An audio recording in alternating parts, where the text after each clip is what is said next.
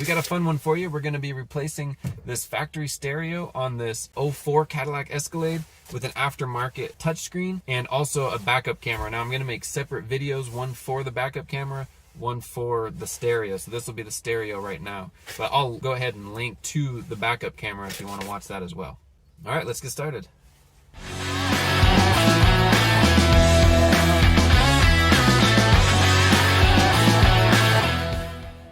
So first thing we want to do is go ahead and disconnect the negative battery cable. We'll be working on electrical equipment. We may have some wires exposed. So just for safety, we want to disconnect that negative battery cable. So we'll do that first. Once we have the battery disconnected, we can pull this panel off. It really does just pop off. We'll get the whole thing out of the way. Have to drop the shifter down.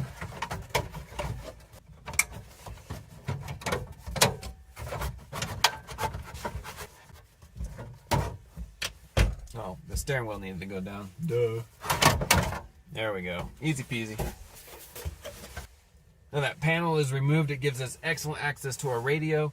It's 1, 2, 3 7mm bolts, and the radio can slide out.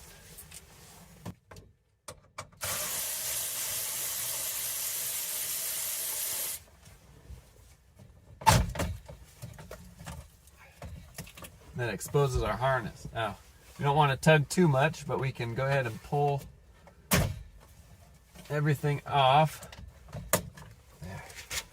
These little gray pieces pinch, and that disconnects it. I'm having trouble with this one. Whoa. Good thing we're replacing it. That was the one was a little stuck. Okay. So in order to do this job professionally, the best that we can do, here's a harness kit. You can see that part number. We want that harness kit. We'll also want this, so that we can keep all our factory steering wheel controls. We want one of these. We'll also be using one of these. And then just an antenna adapter.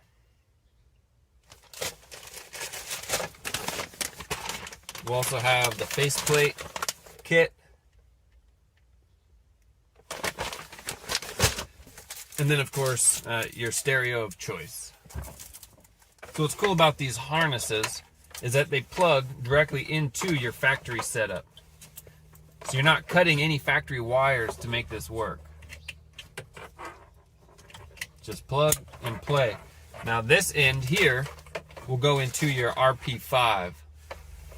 So this radio interface module is made for different vehicles. And so it has the option for a factory amplifier or non-factory amplifier. We're working on this Escalade. It does have a factory amplifier made by Bose. Before we plug this into the vehicle, on the side here there's a little rotary dial with some numbers. It comes with a chart that will tell you. So if you are installing an Alpine, then you want to turn it to number 1. If you're installing a JVC, now these are the aftermarket radio, then you want to do number 2. If you're installing a Kenwood, is a number 3, Clarion 4, Pioneer, Sony Other is 7, and Fusion is 9. Now we are installing a Pioneer, Sony, or Other on this vehicle. So we want it to number 7 before we plug it in. All right, now we're on number 7. That's what we need. Whatever you need, make sure that's on. Now we can go ahead and plug it in. So again, this is a factory amplifier. So we'll plug this one into the factory amplifier. This says set radio select switch before connecting vehicle harness. Well, we just did that, so we could take this off.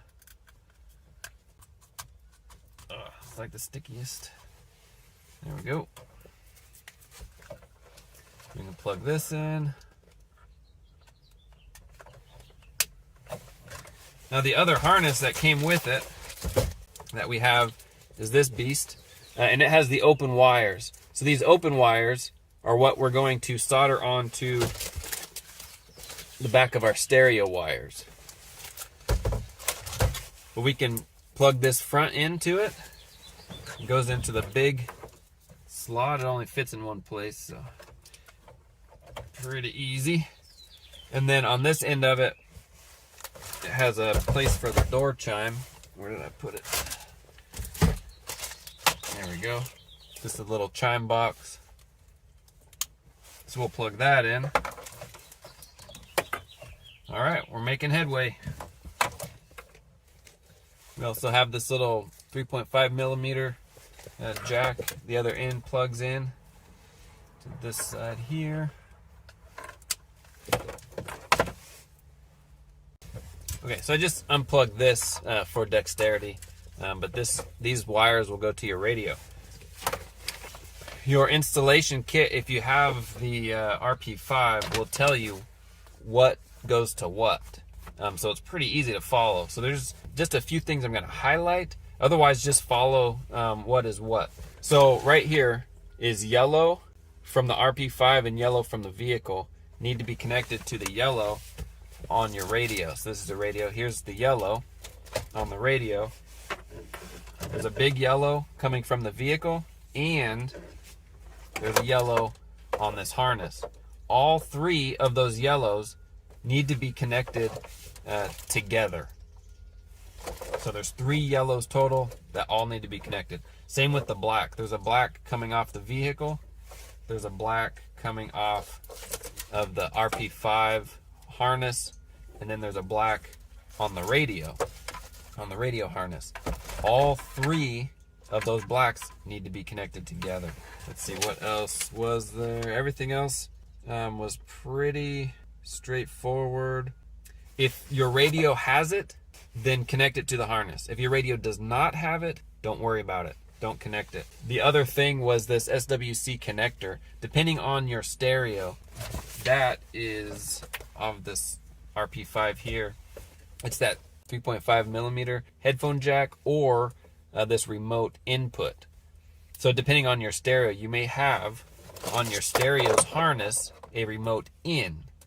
That remote in, you would wire on this blue and yellow. If you do not have a remote in on the harness, this radio has a remote in right here, this blue one. Well, that uses the headphone jack. So it's one or the other, depending on your stereo.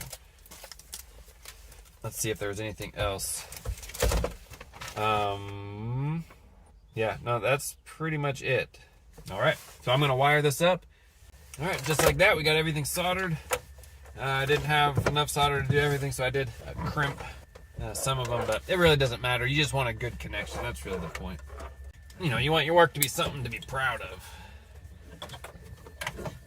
All right, so we hook these back in. Now, if we did everything right, before we put everything back in, we could turn it on and make sure that it works. Okay, so we got the battery cable back on. Now will our radio turn on? There we go. Sony. Got a huge glare. It says, for your safety, do not watch and operate the unit while driving. Okay, so let's see if we can get some audio coming out of this bad boy. Oh, that is one thing we forgot, or I forgot, is the antenna. So it comes with the antenna adapter. So we're not going to hear any radio without this thing. There we go. Alright, let's make sure we got left and right. Okay, so it did take me a minute to find all the buttons for the fade for the speakers, but I was able to confirm that all our speakers are working like they should. So one thing I forgot is the microphone for your Bluetooth calling. There should be a mic right here in the back of the stereo. And then you can run this back behind and then around, and it works really good to be like tied to underneath this front cover somewhere. It picks up audio really good in those locations because you're right here driving. Okay, so now we want our faceplate stuff. Oops. And those, of course, come with instructions. Now, these mounting brackets have L and an R. So there's a right and a left. On both of them, on this backside, we'll have this tab here. We want to cut that off as flush as we can to this plate here. On both of them, they both have one. That's for if you're taking this double DIN space and shrinking it down to a single DIN, you would use these. But we're keeping it double DIN, so we'll cut these off. So on the left, the only thing still there is this big one. And then on the right is just this little one. And it's the one, so you see this little curve. So this side there's nothing. This side has a little curve. That's the side that you keep. That big fat one on that side. And then same, this is the nothing side. Flip it over and it has that little curve. That's the little one that you keep. It's the A. That's really how I should have explained it. It's the A. You're keeping the A on both of these. That's an easier explanation. Now on the face trim, you want to cut off these tabs and these tabs. You won't need them. So your face trim and your mounting bracket, they snap in together. There's little tabs on the side here. And on your mounting bracket, there's little holes, and they'll snap in together. So you want to lock those in before putting the mounting bracket and faceplate onto the stereo. You'll just hear it. So just to show you. So these are the tabs here. These are the holes here.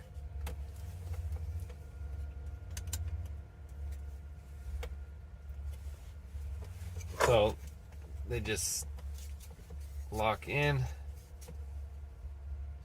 Just being careful because this is all plastic, but you should hear it. There you go, snap together. So now it's one unit. So now we can put this on the stereo.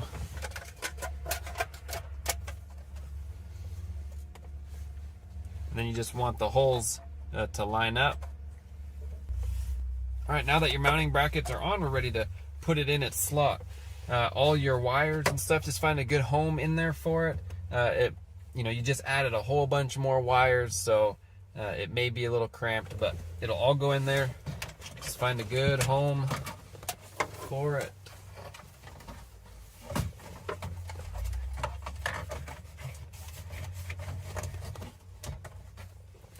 Alrighty.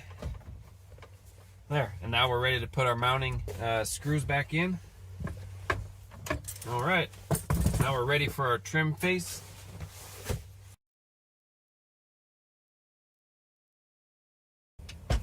All right, there we go. Now we got a radio, we got really cool touchscreen options, and we're good to go. GM uses a very similar setup in a lot of their vehicles. The Silverado, the Yukon, some other vehicles, their SUVs and pickup trucks. If you're also interested in installing a backup camera, watch my next video. That'll be the next step in this process. I just wanted to show you how everything looks put together. My next video though will start with all this pulled back out. Thanks for watching. Like, subscribe. See you on the next one.